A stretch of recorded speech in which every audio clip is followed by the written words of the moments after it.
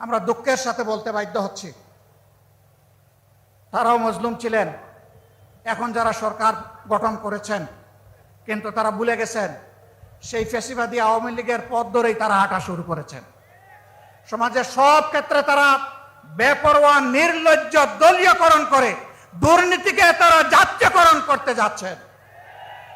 আমরা মানব না, আমরা মানব না।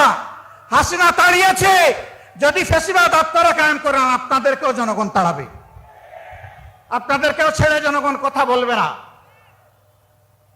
ভালোই ভালোই আপনারা মেনে নিন, যদি না মানেন তাহলে ইনশাআল্লাহ তাআলা লাজিম এই দেশের মানুষ জীবন দিয়ে পঙ্গুত্ব বরণ করে গুলি খেয়ে শিখে নিয়েছে মুক্তির পথে কিভাবে হাঁটতে হয়। আমরা আমাদের শহীদদের সাথে বেঈমানি করব না, জুলাই যোদ্ধাদের সাথে বেঈমানি করব না, 18 কোটি মানুষের সাথে বেঈমানি করব না। আমরা কথা রাখবো ইনশাআল্লাহ, জীবন দিয়ে হলেও লড়াই করে কথা রাখবো ইনশাআল্লাহ। সেই লড়াই সিলেটবাসী আপনারা সাথে থাকবেন, থাকবেন সত্যি? আলহামদুলিল্লাহ, সেই লড়াইয়ের জন্য প্রস্তুত হন। ডাকার জন্য ডাক আসবে, গড়ে গড়ে সেই লড়াইয়ের দুর্গ গড়ে তুলতে হবে।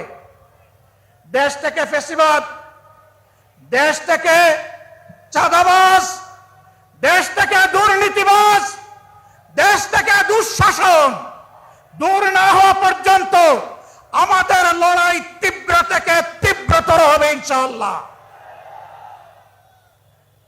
আমরা থামব না, মুক্তির মঞ্জিলে এই আন্দোলন না পৌঁছা পর্যন্ত ইনশাআল্লাহ আমরা থামব না। আমি জাতীয় নেতৃবৃন্দকে সিলেটবাসীর পক্ষ থেকে আন্তরিক ধন্যবাদ এবং কৃতজ্ঞতা জানাচ্ছি। তারা মূল্যবান সময় কোরবানি স্বীকার করে এখানে এসেছেন, তারা অনুপ্রাণিত করেছেন সিলেটবাসীকে, তারা উদ্বুদ্ধ করেছেন, তারা কথা দিয়েছেন জনগণের দাবি না আদায় না হওয়া পর্যন্ত আমাদের লড়াই ঐক্যবদ্ধভাবে চলবে। আপনাদের সবাইকে মোবারকবাদ। সভাপতির বক্তব্য শুনে সবাই যাবেন, এর আগে যাবেন না।